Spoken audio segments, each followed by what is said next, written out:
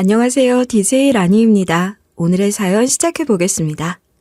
안녕하세요. 저는 30대 초반 진승현이라고 해요. 저는 어릴 적 엄마와 단둘이 살았어요. 제가 엄마와 살던 집은 아주 작고 낡은 단칸방이었는데 그땐 잘 몰랐지만 지금 생각하면 늘 눅눅한 그 공간에는 곰팡이 냄새 같은 것도 진동하는 그런 곳이었을 거예요. 그렇지만 제게 그곳은 엄마의 좋은 살냄새가 가득한 곳으로 기억된답니다.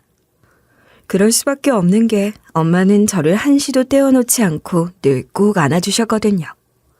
그러니 전 늘 엄마 품에서 엄마 살냄새를 맡으며 자랐어요. 제가 기억하는 엄마의 살냄새에는 그 방에서 나던 곰팡이 냄새 같은 게 섞여 있을지도 모르지만 한 번도 불쾌하게 느꼈던 적은 없었어요. 곰팡이 냄새는 모르겠지만 한 가지 확실하게 기억하는 건 약 냄새예요. 엄마는 몸이 약해서 늘 병을 달고 살았거든요. 방에는 늘 약봉지가 널려 있었고 엄마 손잡고 병원이며 약국에 따라다녔던 기억도 많아요.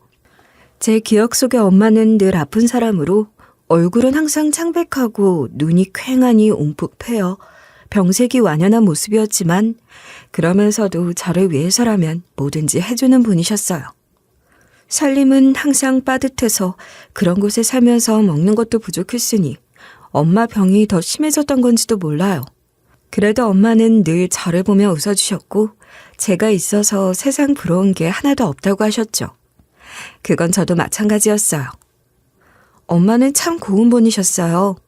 얼굴도 참 예쁘셨거든요. 아픈 사람 얼굴이 그렇게 예쁠 수가 있나 싶게 예쁜 분이셨어요. 커갈수록 그렇게 예쁜 엄마 얼굴이 제게도 나오길 기대했는데 아무래도 저는 얼굴을 뵌 적이 없는 아빠를 닮았나 봐요. 전 엄마처럼 예쁜 얼굴은 아니거든요. 아프고 힘들어도 늘 저를 품에 안아주던 예쁜 엄마의 따뜻한 손길과 예쁜 얼굴을 더 예뻐 보이게 만들던 엄마의 미소는 어린 제겐 우주와 같은 거였어요. 전 엄마가 너무 좋았어요. 그런 엄마는 늘 마른 기침을 대고 살았는데 가끔은 걷잡을 수 없을 정도로 몰아치는 기침에 시달리기도 했어요. 그럴 때면 전 어쩔 줄을 몰라하며 엄마 곁에 바짝 붙어서 물컵을 들고 앉아서 엄마에게 물 한 모금이라도 먹이려고 했던 것 같아요. 그런 저를 보며 엄마는 기특하다, 예쁘다 하시며 제 머리를 쓰다듬어 주셨는데 그때 손길의 미세한 떨림까지도 저는 기억하고 있답니다. 6살 때였나? 7살 때였나? 제가 초등학교도 들어가기 전 어느 해 엄마 생신에 엄마가 평소보다 많이 아프셔서 거의 누워만 계셨는데 그때 제가 엄마 흉내를 내며 고사리 손으로 미역국을 끓여서 국그릇에 담아 엄마 앞에 내놓았었죠. 엄마, 생일 축하해. 엄마가 하는 것처럼 했는데 엄마가 한 것처럼은 안 됐어. 그래도 이거 먹고 약 먹자. 이게 뭐야? 세상에, 미역국이야? 아, 이걸 승현이 네가 끓였다고? 가습을 켜다가 큰일 나르고 어디 다친 데 없어? 엄마도 참, 나 멀쩡해. 맛은 좀 이상한 것 같지만 그래도 따뜻하니까 얼른 먹어봐. 우리 딸이 엄마 생일에 끓여준 미역국이 어떻게 맛이 없을 수가 있겠어. 고마워, 우리 딸. 엄마가 우리 딸 덕분에 밥 한 그릇 뚝뚝 잘 먹고 약도 먹을 수 있겠다. 정말 고마워. 응, 얼른 밥 먹고 약도 먹고 빨리 나와야지. 우리 딸 대단하다 정말. 천재 아니야? 어떻게 그 작은 손으로 미역국을 다 끓일 생각을 했어. 너무 맛있어. 에이, 거짓말. 내가 벌써 먹어봤는데 이상하던데 뭘. 무슨 소리야. 세상에서 제일 맛있는 미역국이야. 엄만 세상에서 제일 행복한 사람이네. 엄마는 감동을 하신 듯 눈물까지 흘리셨고 그 맛도 없는 미역국에 밥을 말아서 한 그릇을 다 먹고 그 뒤로도 몇 끼 미역국이 다 떨어질 때까지 열심히 먹어주셨어요. 맛있게라곤 참아 못하겠네요. 진짜 열심히 먹어주셨던 것 같아요. 미역국을 먹을 때마다 우셔서 그게 의아하기도 하고 마음 아프기도 했지만 엄만 그렇게 우시면서도 꼭 저를 안아주시며 엄마는 우리 딸이 있어서 너무 행복해. 다 괜찮아. 그렇게 말씀해 주셨어요. 제 귓가에서 간질간질하게 속삭이는 듯한 엄마의 그 목소리는 저도 너무 좋았답니다. 엄마와 전 가난했고 설상가상으로 엄마는 늘 아팠지만 저를 무척이나 사랑해 주셨고 저도 그런 엄마를 몹시 사랑했어요. 가난과 병이라는 악조건은 엄마와 저를 더욱 애틋하게 할 뿐이었던 것 같아요. 그래서인지 엄마는 저를 보고 그렇게 많이 우셨어요. 가난해서 해주지 못하는 게 너무 많은 게 한스러웠던 건지 아빠 없이 엄마랑 사는 제가 불쌍하셨던 건지 그렇게 우시더라고요. 엄마는 제가 중학교 2학년이 되자마자 돌아가셨고 저는 이후로 보육원으로 보내져서 자랐어요. 엄마랑 살 때도 워낙 가난했으니 보육원 생활이 그리 힘들진 않았던 것 같아요. 엄마가 보고 싶고 그리워서 울었던 날들은 많았지만 그곳에서의 생활이 고달프거나 서글퍼서 운 적은 없어요. 제게는 꿈이 있었거든요. 제 꿈은 저희 엄마 같은 엄마가 되는 거였어요. 제가 엄마처럼 예쁘게 생긴 건 아니라서 예쁜 엄마가 되어주는 건 좀 힘들 것 같지만 무튼 빨리 커서 어른이 되고 싶었고 어른이 되면 빨리 좋은 사람 만나서 결혼하고 저를 닮은 예쁜 딸을 낳고 싶었어요. 엄마와 제가 그랬던 것처럼 저도 제 딸과 둘도 없는 사이로 서로 사랑하며 살고 싶었던 것 같아요. 엄마 같은 엄마가 되고 싶다는 꿈을 버팀목으로 열심히 살았죠. 성인이 되어서도 저는 보육원 출신이라는 핸디캡을 안고 혼자서 하루하루 힘겹게 살아가야 했지만 가난하고 불안정했던 어린 시절 또한 소중한 추억으로 간직한 채 내 아이들에게만큼은 따뜻한 집과 안정된 삶을 주고 싶다는 다짐을 하면서 말이에요. 물론 삶이 제 뜻대로 그리 쉽게 되어준 건 아니에요. 호락호락하지 않아요. 그게 또 삶 아니겠어요? 현실은 때로 삭막했고 세상 모든 사람들이 저를 쉽게 지나쳐가는 것만 같은 시간들을 외롭게 보내기도 했어요. 그런 제 앞에 나타난 사람이 있었어요. 그 사람은 객관적으로 보자면 그저 평범한 사람일지도 몰라요. 화려한 직업을 가진 것도 아니고 그렇다고 잘생긴 것도 아니고 말이에요. 그렇지만 그 사람은 제게만큼은 왕자님 같은 사람이었습니다. 첫 만남은 그야말로 우연이었어요. 저는 작은 회사에서 이런저런 보조 업무를 맡아보는 사무직 직원이었는데 말이 사무직 직원이지 청소부터 시작해서 사장님의 온갖 심부름을 했었죠.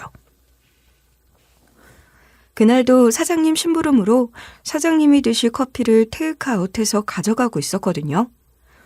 그렇게 만날 커피 심부름을 시키면서 제 커피 한번 사 마시라고 한 적 없는 인정머리 없는 사장이었지만 매달 월급 주는 분이니 그런 분이 드실 커피를 소중하게 들고 가고 있었던 겁니다. 그런데 갑자기 자전거 한 대가 쌩 지나가는 바람에 너무 놀라서 휘청거리게 됐는데 그런 저를 잡아준 사람이 그 남자였어요. 큰일 날 뻔했네. 이거 쏟아졌으면 어쩔 뻔했어. 참, 감사합니다. 덕분에 제가 살았어요. 커피가 그만큼 소중한 겁니까? 아니면 지금 입고 있는 옷이 그렇게 소중한 겁니까? 커피 한 잔 쏟을 뻔한 걸 다친 뻔한 것보다 더 크게 생각하는 것 같아서요. 제가 좀 이상했나요? 이 옷이 어딜 봐서 그렇게 소중한 옷이겠어요. 이 커피죠. 커피를 그렇게 좋아하세요? 그렇게 귀한 커피인가요? 그냥 흔한 프랜차이즈 커피 같은데? 그게 이 커피 말이에요. 저희 사장님이 드실 커피거든요. 한 방울도 안 흘리고 갖다 드려야 해요. 이렇게 저를 부려먹으면서 제 커피 한 잔을 사준 적 없는 구두셋이라 커피 쏟아진 걸 보면 또 한 소리 할 게 분명하다고요. 덕분에 살았어요. 재밌는 분이시네. 커피 배달해야 하는 사장님 사무실에서 하는 일 끝나면 나랑 커피 한 잔 마실래요?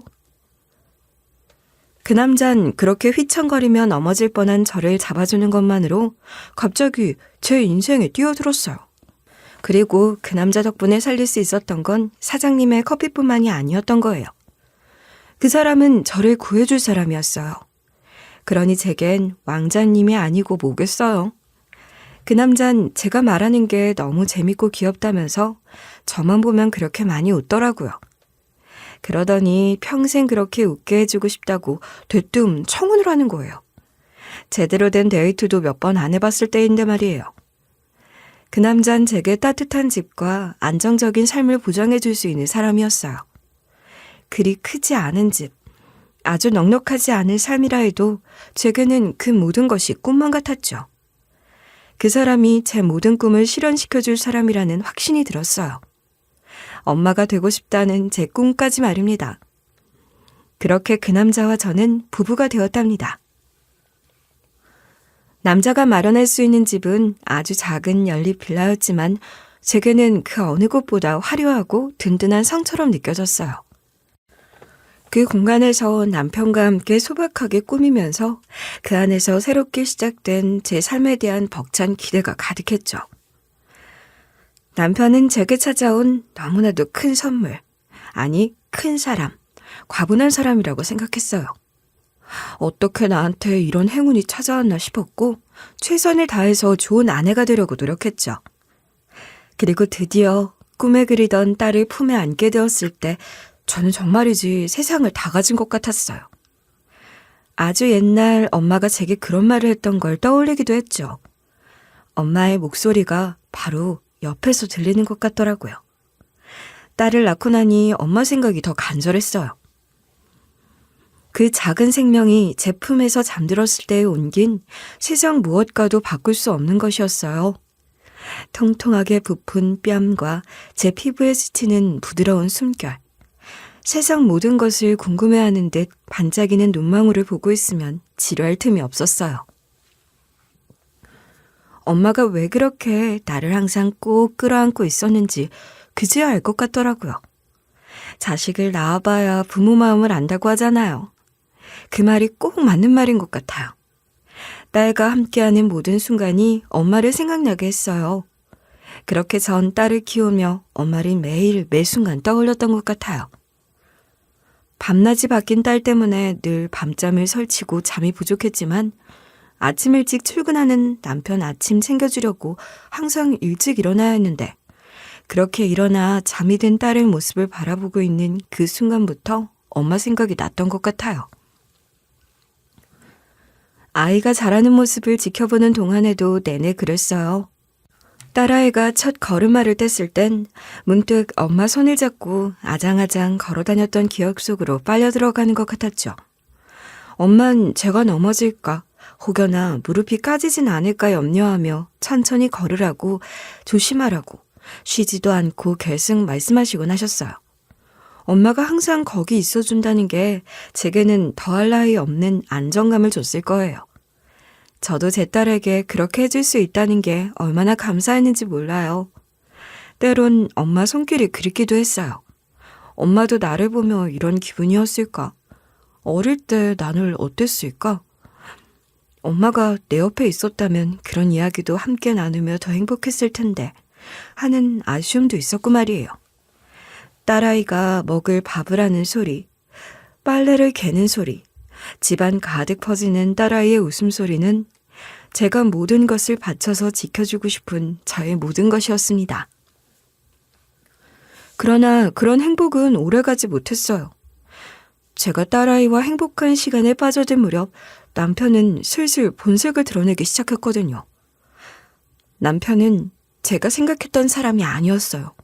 완벽한 두 얼굴의 남자였던 겁니다. 남편이 눈에 띄게 달라진 태도를 보이기 시작했지만 처음엔 그냥 피곤해서 그런 거라고만 생각했어요. 육아가 쉬운 게 아니니까요. 애가 우는 것 때문에 잠을 늘 설치니까 예민해져서 그런 거라고 생각했어요. 그런데 남편의 짜증은 점점 더 심해지더군요. 아무것도 아닌 사소한 일도 다툼으로 번졌고 남편은 늘 큰 소리로 고함을 치며 저를 몰아세웠어요. 뭐야?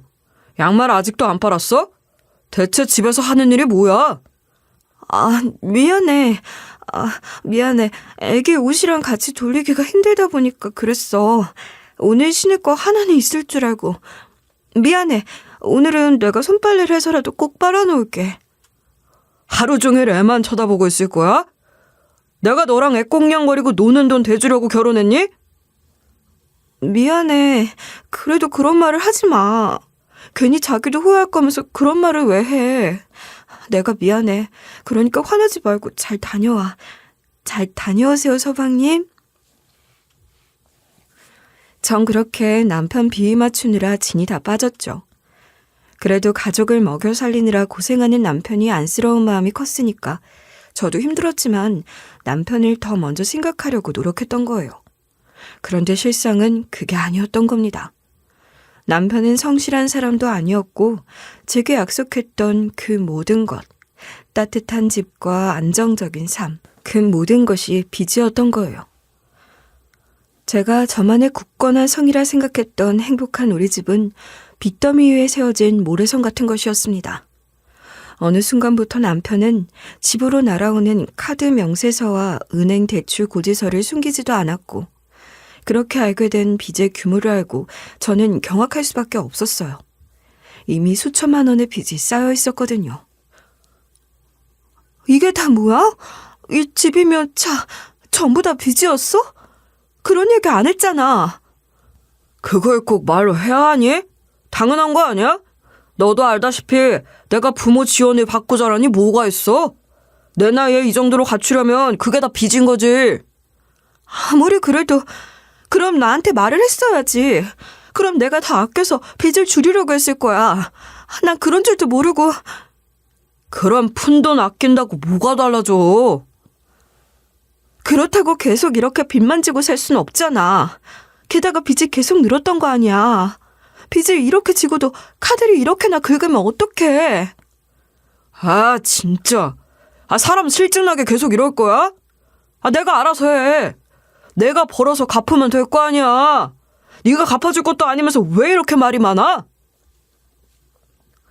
자기 월급으로 아무리 아껴 살아도 이 빚 다 갚으려면 대체 몇 년이 걸리는 거야. 그만해라. 넌 알 거 없어. 내가 알아서 할 거니까. 남편은 그렇게 큰 소리를 치더니 얼마 뒤 직장까지 그만두더니 더 좋은 기회를 찾을 거라고 하더라고요. 그런데 남편이 말한 더 좋은 기회라는 건 사행성 투자였던 겁니다. 모르긴 몰라도 이미 그것 때문에 회사에서도 문제가 생겨 어쩔 수 없이 나오게 된 것 같았어요. 더 이상 남편은 저의 왕자님이 아니었고 남편이 하는 말은 무책임하고 현실감 없는 소리로만 들렸어요. 투자금도 없는데 그런 투자에만 매달리지 말고 다시 직장을 구해보는 게 어때?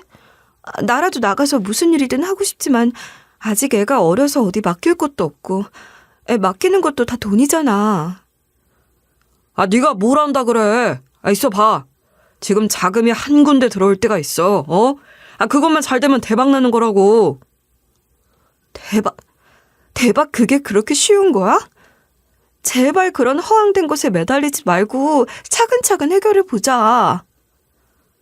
넌 내가 아무리 얘기해도 모를 거야. 그런 기회는 쉽게 안 와. 모르면 그냥 좀 입 다물고 가만히 있기나 하라고. 남편은 이번에도 큰 소리를 쳤지만 그 목소린 집착으로 가득 차 있었고 눈빛엔 불안감이 서려있다는 걸 알고 있었어요. 이미 다른 세상에 빠져버린 그 사람을 아무리 해도 설득할 수 없었어요. 결국 남편의 마지막 투자마저 실패로 끝나고 모든 것을 잃고 말았어요. 그런데도 또 어디서 빚을 내어 급기야 불법 도박장 같은 곳까지 찾아다니더라고요. 남편은 한탕주의에 빠진 한심한 인간이었고 도파민에 중독된 사람처럼 항상 더 강한 자극을 찾는 사람이 되었죠. 그러면서 폭언과 막말도 거침없이 내뱉곤 했습니다. 이제 더 빚낼 수도 없어. 당장 이번 달 생활비는 어떡해? 애 굶길 생각이야? 넌 이럴 때 빌붙을 친정도 하나도 없고 보육원 출신이랑 결혼하는 게 아니었는데 누굴 탓하냐 진짜. 어떻게 그런 말을 해? 그래 됐어. 무슨 말을 해도 좋으니까 이제 제발 먹고 살 궁리를 해줘. 이렇게 집에서 술만 마시면 어떡해? 내가 이놈의 집구석에 있고 싶어서 있는 줄 알아? 애는 밤낮 빽빽거리지 예쁘지도 않은 게 날마다 잔소리해야 되는데 나라고 너랑 이러고 있고 싶겠냐? 한참 말 배우는데 재미를 붙인 어린 딸아이 앞에서 남편은 저를 모욕하는 말들을 그렇게 아무렇게나 쏟아내는 거예요. 저는 딸을 안고 집 밖으로 나와 한참을 울기도 했지만 그런다고 나아지는 건 없잖아요. 저의 모든 꿈이 담긴 행복한 성이 와르르 무너지고 있는 것을 지켜보면서도 할 수 있는 게 없었어요. 남편의 무리한 투자와 도박은 우리 가족을 나락으로 끌고 갔어요. 어차피 빚이었던 집을 잃었고 남편의 빚더미 속에서 저도 속절없이 끌려 들어가고 말았죠. 남편은 인생 실패의 분노를 모두 제게 풀었고 저는 딸과 함께 그 구렁텅이에서 벗어나기 위해 안간힘을 써야 했어요. 남편 몰래 온갖 일들을 해서 가능한 한 빨리 가능한 한 많은 돈을 모아 남편에게서 도망치는 것이 제 삶의 새로운 목표가 됐어요. 제가 잃은 그 모든 것엔 남편에 대한 믿음, 집, 결혼을 통해 꿈꾸던 미래, 그런 것들이 다 포함됐지만 제 딸만큼은 지켜야 했죠. 제대로 된 일자리를 구할 수는 없었어요. 어린 딸을 돌봐야 했고 남편에게 들키지 않고 몰래 움직여야 했으니 시간 제약도 컸으니까요. 결국 제가 할 수 있는 일은 단순한 일용직이나 파트타임 일 같은 것뿐이었죠. 처음 시작한 일은 새벽 배송이었어요. 그나마 아이가 이제는 밤에 자고 아침에 일어나는 생활을 하니 꿈이라도 꿀 수 있었던 일입니다. 새벽에 물류창고에 나가 물건을 분류하는 일을 밤새도록 하는 거였어요. 실내라고도 할 수 없고 실외라고도 할 수 없는 물류창고는 겨울엔 미치도록 춥고 여름엔 또 미치도록 더웠지만 그곳에서 묵묵히 박스를 옮겼고 어떨 때는 그 일을 마치고 나오자마자 인근 식당에서 설거지 일을 하기도 했어요. 새벽 일이 익숙하지 않았을 때 일을 마치고 나오니 너무 허기가 져서 근처 식당에 들어가서 국밥 한 그릇을 먹은 적이 있는데 주방 이모를 구한다고 붙여놓은 걸 봤거든요. 밤새 무거운 박스들을 밀고 당기고 하느라 허리는 끊어질 것 같고 손목도 시큰거렸고 무엇보다 너무 졸렸지만 한 푼이라도 더 벌어보겠다고 식당 설거지통에 손을 담궜죠. 손끝이 부르트고 물집이 생기기도 했지만 그런 상처들이 다 돈으로 돌아온다는 생각을 하면 아무렇지도 않았어요. 밤에 하는 일만으로는 한계가 있다 싶었는데 파트타임 도우미 일을 소개받고 할 수 있게 된 거예요. 낮에 일을 하려면 아이 맡길 곳이 없었으니 아이를 데려가도 좋다고 하는 집을 골라다녔는데 그런 곳 중에서도 일당을 많이 쳐주는 고급 주택가의 높은 분들 집에 많이 다녔어요. 제가 젊고 일도 열심히 했으니 그런 절 고정적으로 찾아주시는 분들도 생기더라고요. 그런 대다단 집에선 보통 북박이로 근무하는 입주 도우미를 따로 두고 필요에 따라 그때그때 필요한 보충 인력으로 저 같은 사람을 불러다 쓸 때가 많은 것 같던데 정말 감사한 일이지 뭐예요. 딱 저 같은 사람을 위한 일을 같았거든요. 그런 집에 가면 저는 딸아이를 주방에 딸린 뒷방에 두고 일을 할 수 있었어요. 그날도 그런 일자리가 잡혀 딸아이를 데리고 갔답니다. 저를 자주 찾아주시는 어느 사모님께서 소개를 해주신 자리였어요. 그러니 소개해주신 분을 생각해서라도 저 잘해야지 싶었고 여기서도 저를 좋게 봐주셔서 또 불러주시면 좋겠다고 생각했죠. 전 어떻게든 돈을 많이 벌어야 한다는 생각밖에 없었으니까요. 주방에 딸린 뒷방에 딸아이 두어도 된다는 허락까지 받았겠다. 저는 딸아이와 함께 성북동 으리으리한 저택을 찾아갔어요. 차 없이는 가는 길이 험난하기만 한 동네였어요. 그렇다고 돈 아깝게 택시를 타고 갈 수도 없고 어린 딸을 달래가며 오르막을 올라가 도착한 곳은 어느 회장님 댁이라고 하더라고요. 드디어 메모해간 주소지에 도착했는데 입이 떡 벌어지게 큰 대문에서부터 압도당했지 뭐예요. 그동안에도 부잣집이라고 하는 집들에 덜어 다녔는데 성북동 그 저택은 제가 다녀본 그 어떤 부잣집보다도 대단해 보였어요. 오르막을 오르느라 가뜩이나 숨이 턱에 차는데 그 엄청난 규모에 너무 놀라 숨이 턱턱 막히는 것 같았죠. 드라마에 나오는 웬만한 회장님 댁보다 훨씬 더 좋아 보였어요. 건물이 한눈에 들어오지도 않아 3층인지 4층인지도 모르겠지만 하여간 엄청나다는 것만은 확실했어요. 대문을 열어줘서 안으로 들어가니 자갈이 쫙 깔린 진입로가 끝도 없이 아득하게 펼쳐지더라고요.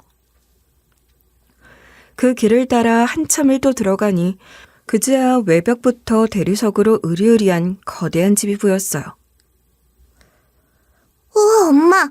오늘은 여기서 일하는 거야? 공주님 사는 손 같아. 그렇지? 엄마도 이런 집 처음 와봐. 우리 딸, 오늘도 여기서 조용히 잘 놀 수 있지? 그럼 걱정 마. 색연필도 다 챙겨왔잖아. 그래, 착하지, 우리 딸.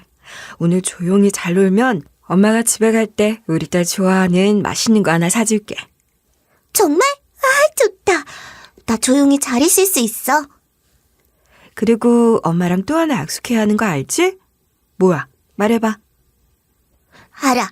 아빠한텐 절대 비밀. 엄마랑 어디 다녀왔는지 절대 비밀. 그래, 맞아. 엄마가 우리 딸한테 이런 거짓말까지 시켜서 미안해. 미안해. 저는 그 대단한 집 앞에서 어린 딸에게 한 번 더 당부를 하고 집 안으로 들어갔어요.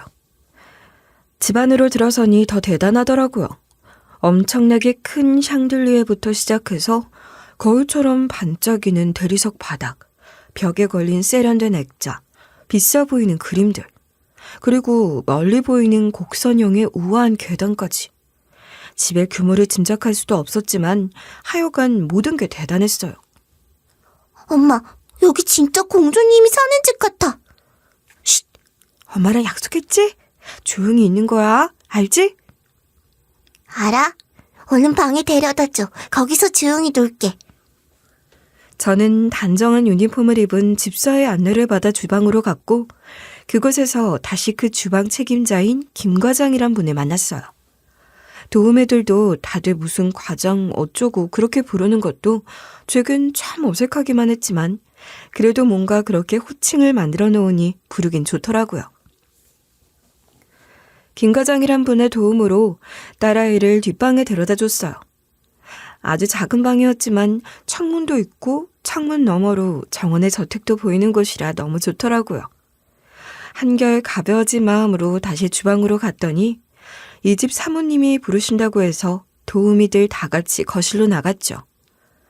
그 댁 사모님을 보자마자 저는 또 할 말을 잃었답니다. 그렇게 고급스럽고 단정할 수가 없었거든요. 나이를 가늠할 수 없는 모습, 어찌 보면 아주 젊은 것 같기도 하고 또 어찌 보면 꽤 나이가 있어 보이기도 하는 그런 모습이었는데 어느 한 곳이라도 빈틈을 허용하지 않겠다는 듯한 옷차림이 인상적이었어요. 목 끝까지 올라오는 블라우스와 발목까지 늘어진 스커트는 흡사 갑옷처럼 보이기도 했어요. 그렇게 꽁꽁 싸매고 속으로 어떤 모습을 감추고 있는 분일까 그런 생각도 잠깐 했을 정도로 말이에요. 그날 그 댁엔 저를 포함해 총 3명의 도우미가 나와 있었는데 얼핏 보긴 했지만 준비된 식자재도 모두 엄청나게 좋은 것 같더라고요. 무슨 중요한 행사가 있는 것인지 제가 할 일은 무엇인지 그 사모님이 설명을 해주길 기다리는데 어쩐지 숨소리마저 조심스러웠던 것 같아요. 와주셔서 고마워요. 오늘 처음 오신 분도 계시죠? 잘 아는 분께 소개를 받았는데 저희 집도 잘 부탁드릴게요. 아니에요. 제가 감사하죠. 최선을 다해서 열심히 하겠습니다. 오늘은 저희 집에서 1년 중 제일 중요한 날이에요. 아주 중요한 제삿날이거든요. 손님들을 초대하는 화려한 파티 같은 것을 생각했는데 뜻밖의 제삿날이라고 해서 흠칫 놀랐지 뭐예요. 어쩐지 더 긴장이 되는 것 같기도 했어요. 대체 어떤 사람의 제삿날이길래 이렇게 공을 들이는지 궁금하기도 했어요. 뭐 엄청난 재벌집은 그러는지 모르겠지만 제가 다녀본 어지간한 부잣집들에서 제삿날이라고 도우미를 몇몇씩이나 부르는 건 못 봤어요. 저도 몇 번 제사상을 차려본 적이 있지만 이 정도 규모로 제사를 지낸다는 건 처음이었어요. 엄청나게 뼈대 있는 유교 집안인 건가? 그런 집은 보통 사모님들이 한복을 입고 계시던데. 저 혼자 별별 생각을 다 했던 것 같아요. 오늘이 제 딸 기일이에요. 정말 중요한 날이니까 최선을 다해주세요. 좋은 마음으로 준비해 주시길 바라는 마음으로 준비하는 거니까 제 성이라고 생각하고 받아주시면 될 것 같아요. 이건 일극과는 별개로 드리는 거니까 걱정 마시고요. 어머나, 감사합니다. 이런 것까지 챙겨주시고. 네, 마음으로 준비할게요. 음식이라는 게 늘 마음으로 해야 하는 거지만 제사 음식만큼 그게 중요한 것도 없다고 생각해요. 잘 부탁드립니다. 저를 제외한 다른 도우미들은 이 댁에 온 것도 또 그런 보너스를 받는 것도 익숙한 데 보였지만 저는 그저 신기하기만 했어요. 주방으로 돌아와서 봉투를 슬쩍 열어보니 글쎄 100만 원이나 들어있는 게 아니겠어요? 그야말로 입이 떡 벌어지더라고요. 김 과장님, 봉투가 잘못 들어온 걸까요? 돈이 너무 많은데요? 100만 원 들어있을 거예요. 늘 그렇게 하시는 거니까 놀랄 것 없이 넣어두면 돼요. 아니, 무슨 보너스를 이렇게 많이... 혹시 이 돈으로 장을 보란 건가요? 그럴 리가. 장은 이미 다 봐놨으니 그 돈은 그냥 온전히 챙기면 된다고요. 세상에, 아니 대체 어떤 딸이었길래 제사를 이렇게나 극진하게 지내시는 거래요? 그게 참 말하자면 가슴 아픈 사연이지. 아주 어릴 때 잃은 딸이거든요. 저런... 저도 딸 키우는 입장으로 남일 같지가 않네요. 참, 그러고 보니 승현 씨 딸이랑 비슷한 나이일 때 죽었을 거예요. 아마 안타까운 일이지. 어머 세상에, 어쩌다. 이렇게 대단한 집에도 그런 슬픈 사연이 있다니 참... 사람 사는 게 돈도 다가 아니고 어렵다 싶네요. 왜 아니에요. 하여간 오늘 잘 부탁합니다. 손끝이 아무지단 소리를 들어서 기대가 커요. 네, 뭐든지 시켜주시면 열심히 할게요. 무엇보다 네, 정말 좋은 마음으로 할게요. 마음이 너무 안 좋네요. 아직 어려서 그런가 감수성이 참 풍부하네. 그래요. 뭐가 됐든 좋은 마음으로 잘 부탁해요. 그러고 보니 다들 처음이 아니라 그런지 그 댁 사모님의 이야기를 듣고 그렇게 마음 아파하는 건 저뿐인 것 같더라고요. 다 떠나서 그렇게 큰 돈을 받았으니 누군지도 모르지만 안타까운 어린 생명을 기리는 마음으로 경건하게 음식 준비를 했어요. 음식 준비가 끝나고 제사상이 차려지기 시작했고 저도 김 과장 지시에 따라 거실로 음식들을 나르기 시작했죠. 이렇게 부잣집에서 태어나 어떻게 그렇게 일찍 세상을 떠난 것인지 그 귀한 딸 얼굴이 궁금하다는 생각도 들었는데 제사상에 영정사진이 놓여있더라고요. 그런데 그 사진을 보고 너무 놀라 들고 있던 음식 담긴 쟁반을 떨어뜨리는 사고를 치고 만 거예요. 거울처럼 반짝이는 대리석 바닥에 그걸 떨어뜨렸으니 어찌나 요란한 소리를 내던지 주방에서 도우미들이 다 튀어나오고 사모님의 회장님으로 보이는 분까지 다 달려오시는 바람에 식은땀이 났어요. 아니 그보다 그게 문제가 아니었어요. 승현 씨, 조심 좀 하지. 보기보다 조심성이 없는 거야? 김 과장님, 괜찮아요. 그러실 거 없어요. 낯설어서 그런 거예요. 괜찮아요? 다치진 않았어요? 아니, 이게 문제가 아니라, 그러니까 사모님.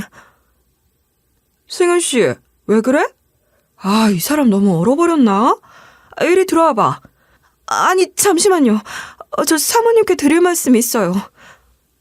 그래요. 얘기해요. 무슨 일이에요? 얼굴이 창백해요. 어디 아픈 거 아니에요? 몸이 안 좋아요? 그게 아니라 저 사진이요. 저게 저 사진. 우리 딸 사진이에요. 저 사진 찍고 일주일도 안 돼서 사고가 났었죠. 그런데 저 사진이 왜?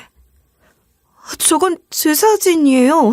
제가 어렸을 때 사진이랑 똑같아요. 분명히 제 사진이에요. 네? 그게 무슨 말입니까? 네?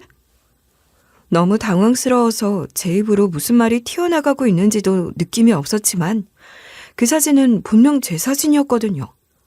제가 횡설수설하듯 그 사진이 제 사진이라고 했더니 사모님은 물론이고 회장님마저 기함하며 다리에 힘을 잃고 주저앉듯 쓰러지시는 겁니다. 두 분이 진정하시기를 기다리며 저도 제 마음을 가다듬어 했어요. 그러는 동안에도 저는 계속 그 사진을 주시했는데 아무리 봐도 그 사진은 분명 제 사진이었죠. 심지어 제가 갖고 있는 사진이기도 했던 거예요. 엄마가 늘 갖고 다니던 제 사진이었고 엄마가 돌아가신 후 제가 늘 몸에 지니고 다니던 사진이기도 했어요. 사실 엄마랑 전 먹고 사는 것도 빠듯했는데 그런 사진을 찍어서 현상까지 해서 갖고 있기가 쉽지 않잖아요. 제가 갖고 있는 제 어린 시절 사진은 그 사진이 유일했어요. 엄마의 유품이기도 한 제 사진이었던 거예요. 이게 대체 어떻게 된 일일까요? 제게는 분명 돌아가신 사랑하는 엄마가 있었는데 왜 이분들이 제 사진을 죽은 자기들 딸 사진이라고 걸어놓고 제사까지 지내고 있는 거냐 말입니다.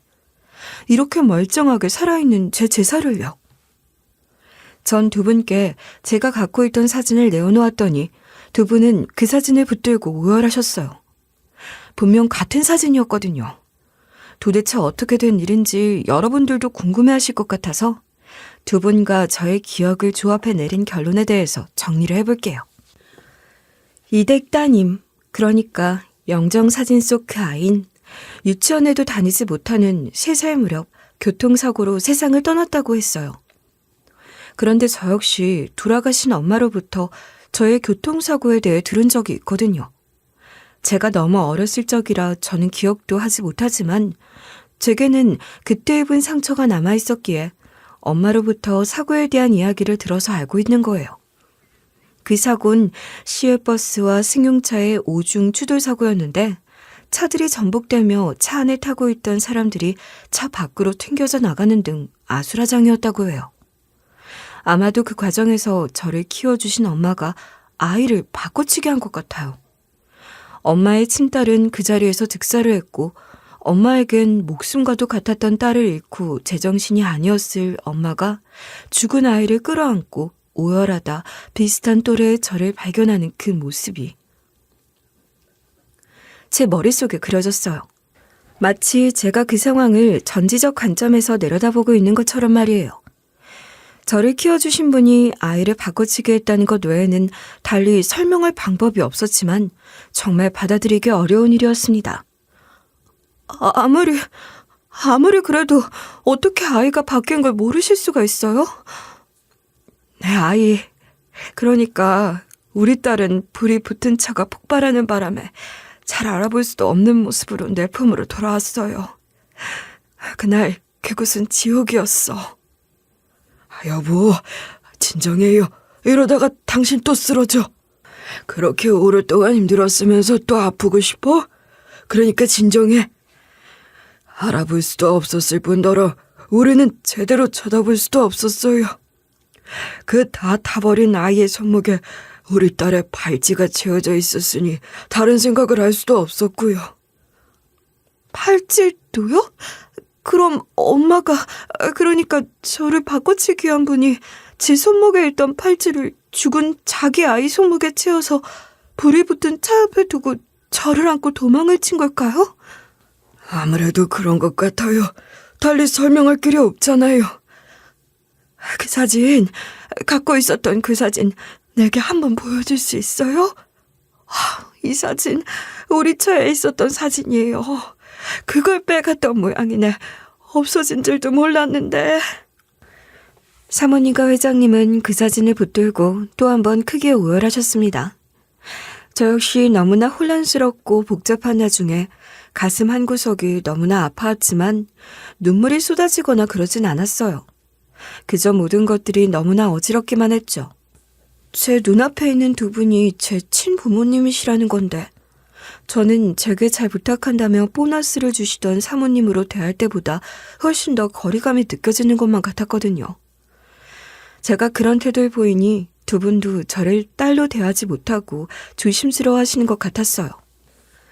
저의 친부모님이신 사모님과 회장님은 불에 타 훼손된 아이의 시신에 제 팔찌가 있었으니 제가 죽은 줄로만 알고 이렇게 지금까지 기일을 지켜 장례를 치르고 계셨던 거고, 저는 죽은 아이가 되어 진짜로 죽은 아이의 엄마 손에 길러진 겁니다. 여러분, 이런 일이 가능한 걸까요? 제 이야기가 믿겨지시나요? 저와 사모님, 회장님도 모두 믿을 수 없는 그 이야기를 두고 달리 설명을 할 길이 없었고, 유전자 검사를 해보자는 이야기를 하고 있었죠. 그때 뒷방에서 잠들어 있던 제 딸이 자다 깨서 울면서 저를 찾으러 거실까지 나온 거예요. 제 딸이 어릴 적 저를 꼭 닮았거든요. 그러니 사모님과 회장님은 제 딸을 보고서 어릴 적 저를 다시 만나신 듯 달려가 끌어안고 한참 동안을 정말이지 너무나도 서럽게 우셨어요. 신기하게 딸아이가 놀라서 울 법도 한데 뭔가 느껴지는 게 있었던지 그냥 그렇게 안겨있더라고요. 그 모습을 보다가 저도 모르게 눈물이 터졌고, 저 역시 한참 동안 멈추지 않는 눈물을 쏟아내며 흐느꼈어요. 그제야 유전자 검사 같은 것을 하지 않아도 저는 그분들이 제 친부모님이라는 확신을 할 수 있었고, 그건 두 분도 마찬가지셨지만 유전자 검사를 진행해 확실하게 우리 세 사람이 부모 자식 관계라는 것을 확인했습니다. 그리고 다시 한번 눈물을 흘렸죠. 제가 눈물이 많은 편이 아닌데 그 며칠 동안은 눈물이 마를 날이 없었던 것 같아요. 그렇게 눈물겨운 가족 상봉의 여운을 즐기고 있을 때 제 남편이 용케도 그 집을 알고 찾아왔더라고요. 어찌어찌 제 지인들을 통해 수소문을 해 제가 속해 있는 소개소를 찾은 모양이었어요. 저의 친부모님은 이미 제가 어떻게 살아왔는지를 다 들으셨고, 제 남편이란 인간이 어떤 인간인지도 아실 만큼은 아신 상황이라 문을 열어주기도 싫다고 문전박대를 하시려고 했지만, 어차피 이혼을 할 거니까 마지막으로 대면은 하겠다고 해서 문을 열어주셨어요. 남편은 그때까지 아무 영문도 모르고 그저 제가 도망간 줄로만 알고 찾으러 나선 거였죠. 네가 감히 나 모르게 일을 하고 다녔어? 그러다 아예 이런 대단한 집 가정부로 들어앉기라도 했나 보지? 네가 이렇게 숨어 있으면 내가 못 찾을 줄 알았냐? 날 왜 찾아? 나 같은 건 필요도 없고 쳐다보기도 싫다더니 왜 찾으러 다니냐고. 야, 그걸 말이라고 해? 네가 내 밥이라도 하고 빨래라도 해줘야 할 거 아니야. 뭐야? 망나니 같은 인간이라고 알고는 있었지만 생각보다 훨씬 더 형편없는 인간이구나. 뭐요? 아, 이 집 안주인되셔? 참 요즘 세상에 인심도 좋은 분들이네. 집에 부리는 사람 가정사까지 챙겨주시고 말이에요. 말 조심해. 너 같은 인간이 그딴 식으로 비아냥거려도 되는 분 아니야. 뭐, 부자라서? 야, 넌 내가 돈 벌겠다고 나섰을 때 그렇게 고고한 척 하더니 너도 어쩔 수 없나 보네. 어? 야, 나보다 더하다 더해. 그래, 이렇게 돈 많은 집에서 살면서 월급이라도 받으니까 겁나는 게 없다 이거야? 이분, 내 어머니셔. 날 낳아준 분이라고. 뭐? 너 정신이 어떻게 된 거야? 이런 집에서 며칠 지내더니 돈 냄새에 취해서 미친 거야? 그만해. 더 이상 그 더러운 힘으로 내 딸을 모욕하는 말 그만하란 말이야. 내가 이 아이 엄마야. 30년 만에 다시 찾은 내 딸이라고. 사모님이 그 고상한 모습으로 불호령을 내리니 남편도 움찔하더니 혼란스러운 듯 동공이 흔들리더라고요. 술 냄새가 폴폴 풍기는 것이 보나마나 아침까지 술을 마시고 그 술도 덜 깬 상태로 온 것 같던데 술이 번쩍 깨는 것 같았을 거예요. 그러곤 그놈이야말로 돈 냄새 제대로 맡고 머리를 마구 굴려대기 시작하는 거죠. 그 머리 굴리는 소리가 다 들리는 것 같았습니다. 장모님, 그러니까 제 장모님이시란 말씀이십니까? 아니, 이런 경사가 있으면 저를 먼저 찾아주셨어야죠. 야, 그래도 30년 만에 모녀 상봉이니 회포를 푸는데 시간도 걸리셨을 테고. 네, 다 압니다. 장모님이라니 어디서 얻은 수작이야? 난 너 같은 인간이랑 계속 부부로 살 생각 없어. 내가 이 집에도 어떻게 해서 오게 된 건 줄 알아? 얼른 돈 벌어서 내 딸 데리고 너한테서 도망치려고 했던 거야. 알아? 아이, 거참. 당신은 다 좋은데 이렇게 예민해서 걱정이야. 내가 좀 서운하게 해서 부부싸움 잠깐 한 걸로 이렇게까지 할 거야? 장모님, 제가 이 사람 데려가서 잘 다독이겠습니다. 데려가긴 어딜 데려가. 이제 우리 딸도 할 말 다 한 것 같으니 내 집에서 당장 나가. 아유, 장모님, 어렵게 만날 딸이랑 헤어지는 게 싫으시면 저도 이 집으로 들어와서 지낼까요? 남는 게 방일 것 같은데 제가 뭐 할 만한 일은 없어요? 뭐든지 시켜만 주시면 잘할 수 있습니다. 정신 차리고 꺼져. 그 거지 같은 방구석에서 술이나 마시면서 내가 보낼 이혼 소장이나 기다려. 이혼이라니? 당신 정말 왜 그래? 우리가 왜 이혼을 해? 그럴 이유가 뭐야? 아무 이유 없이 그렇게 쉽게 할 수 있는 게 아니야. 이유가 없어? 내가 그동안 이혼을 할 수가 없어서 붙어 있었던 건 줄 알아? 그것도 다 돈이라서 어쩔 수 없이 참고 있었던 거야. 너한테서 벗어날 돈만 만들어지면 이혼 소송부터 할 작정이었다고. 우리 딸은? 내 딸은? 난 이혼하기 싫고 내 딸도 너한테 주기 싫다. 그러면 어쩔 건데? 위자료라도 왕창 줄 건가? 그런 거라면 얘기가 좀 달라질 수도 있지. 이런 부모가 있는데 그 정도는 아무것도 아니잖아? 미친. 야, 이 미친놈아. 내가 너한테 위자료를 왜 주니? 정식으로 소송해서 이혼할 거고 양육비도 받을 거야. 꺼져. 야, 너 이렇게 독하네 언니? 그래? 그러지 말고 나랑 잠깐 나가서 이야기 좀 하자. 그 손 당장 놓지 못해? 지금 바로 나가지 않으면 경찰 부를 테니까 그렇게 알아. 일 키우고 싶으면 마음대로 하라고. 남편은 사모님 기세에 놀려 찍소리도 하지 못하고 도망치듯 쫓겨났고 이혼 소송은 제가 원하는 대로 잘 마무리가 됐어요. 사실 그렇게 싱거운 소송도 없었을 겁니다. 제가 이혼할 줄을 몰라서 안 하고 있었던 게 아니니까요. 언제 해도 할 이혼. 그렇게 저의 결혼은 끝이 났어요. 왕자님인 줄 알았던 인간의 최후는 참으로 구차하기 짝이 없더군요. 끝까지 제게 찾아와 한 푼이라도 얻어보려고 애를 쓰는데 어이가 없었어요. 결국 전 그 인간 면접 교섭권까지 제안하며 완전히 끊어내버렸죠. 부모님을 다시 만나자마자 이혼 소송까지 휘몰아치듯 해치우고 이제야 겨우 평온한 일상을 보내고 있어요. 사모님, 아니 그러니까 제 친어머니는 제가 죽은 줄 알고 딸 잃은 슬픔 속에 몇 년이나 빈 껍데기처럼 지내셨다고 해요. 어린 딸을 떠나보낸 슬픔을 감당하지 못해 몸도 가누지 못할 정도로 쇠약해져서 병원 신세로 꽤 오래 지내셨다고 하더라고요. 친아버지가 일도 중단하고 어머니를 정성으로 돌본 덕분에 겨우 삶의 의지를 회복하셨다고 해요. 그런 저를 다시 만나셨으니 두 분께선 다시 사는 것 같다고 하셨죠. 저는요, 사실 아직도 모든 것이 얼떨떨하기만 합니다.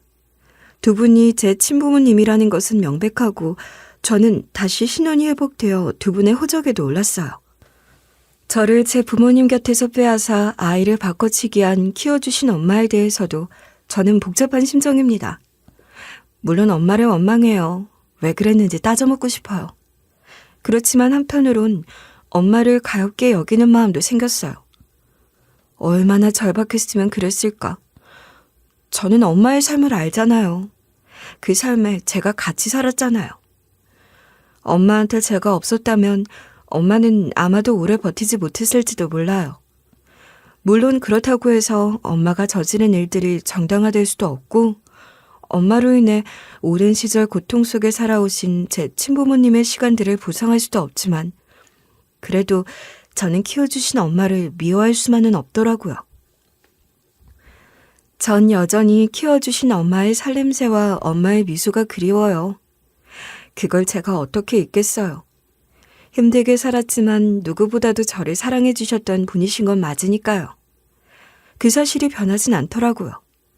저의 그런 마음이 친부모님께는 또 다른 상처가 될 수도 있으니 그 마음은 제 마음 깊이 묻어두고 저 혼자 가끔 꺼내보려고 합니다. 그리고 지금은 친부모님과 함께하는 시간들을 값지게 보내고 있어요. 저는 제가 기함할 정도로 대단해 보였던 그 집에서 딸과 함께 지내고 있어요. 친부모님은 제가 살아온 삶을 저보다 더 아파하세요. 30년의 세월을 다 갚아주고 싶으시다며 제게 모든 지원을 아끼지 않겠다고 하시는데 그런 부모님 지원을 받으며 공부를 해볼 것인지 아니면 제가 하고 싶은 무언가가 있을지 고민하고 있답니다. 너무 대단해서 어색하기만 했던 그 집에 익숙해지듯이 부모님과 함께 지내는 풍요로운 생활에도 익숙해져 가고 있어요. 그저 거대하기만 보였던 그 집은 제 딸아이 덕분에 삭막하기보다는 따뜻하고 아늑한 분위기를 머금게 된 것 같아요. 어머니는 저와 제 딸을 위해 주방에서 보내는 시간이 길어지셨어요. 저를 잃고 살림이라고는 안 하셨다는데 그전엔 누구보다도 주방 일을 좋아하셨던 분이셨대요. 그런데 저를 잃고 나선 아무것도 할 수가 없었다고 하시더라고요. 다시 주방 일을 즐겁게 할 수 있는 게 너무 좋다고 하시면서 제가 도와드리겠다고 하는 것도 한사코 사양하시곤 하신답니다. 어머니가 준비해 주신 밥상은 언제나 최고예요. 물론 좋은 재료들로 만든 음식이라 그렇기도 하겠지만 정성이 가득 담긴 음식들이니까요. 그게 어디 보통 정성인가요? 30년을 묵힌 정성이잖아요. 어머니가 해주시는 음식에서는 늘 깊은 맛이 나요. 어머니 음식 솜씨를 저도 두고두고 배우고 싶어요. 식사 시간이면 어머니와 아버지가 어린 시절 저의 식습관 같은 것들에 대해서 이야기해 주시곤 하세요. 물론 저는 기억도 잘 안 나고 길러주신 엄마와 살 때는 늘 먹는 것들이 거의 똑같았고 다양한 걸 먹지도 못해서 제가 뭘 좋아하는지 그런 것도 잘 몰랐는데 부모님 말씀을 들으니까 어린 시절 저는 꽤나 편식쟁이였더라고요. 저도 모르고 있던 제 이야기를 듣는 게 이상하기도 하지만 좋았어요. 딸아이는 저보다 적응이 훨씬 빠른 것 같아요. 이 집과 저희 부모님 품 안이 마치 원래부터 제 딸아이의 자리인 것처럼 자연스럽게 어우러지더라고요. 딸아이는 하루 종일 공원만큼 넓은 정원을 뛰어다니며 매번 새로운 걸 발견해내고 아버지에게 바둑을 가르쳐달라고 해요. 아버지는 무릎에 제 딸아이를 앉히고 환하게 웃으시는데 그 모습을 보고 있으면 저도 모르게 미소가 번진답니다. 제 딸, 그리고 어렵게 다시 만난 제 부모님과 함께 저는 새로운 제 인생의 목표를 세울 거예요. 여러분, 저의 새로운 삶을 여러분도 응원해 주실 거죠? 제 이야기는 영화보다도 더 영화 같은 이야기여서 저와 같은 경험을 하신 분들은 거의 없으시겠지만 그래도 제가 하려는 얘기는 영화 같은 대단한 이야기가 아니라는 건 알아주실 것 같아요. 저는 낳아주신 부모님과 함께 살면서 길러주신 엄마의 사랑도 떠올리며 제 딸에게 어떤 엄마가 되어주면 좋을지 항상 고민한답니다. 이런 고민은 여러분 모두와 나눌 수 있는 이야기가 아닐까 해요. 물론 부모님의 딸로서 앞으로 두 분께 효도하며 살 생각도 많이 하고 있어요. 제 이야기에 공감하며 들어주신 것 너무나도 감사드리고요. 여러분께도 더 좋은 일들이 가득하시길 바랍니다.